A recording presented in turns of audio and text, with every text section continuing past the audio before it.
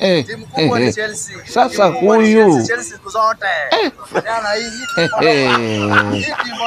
Kumbe mjini njoo na akili tu. Utapiga hela.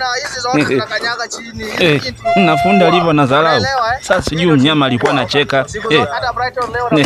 Na hapo kapiga hela kapita hivi.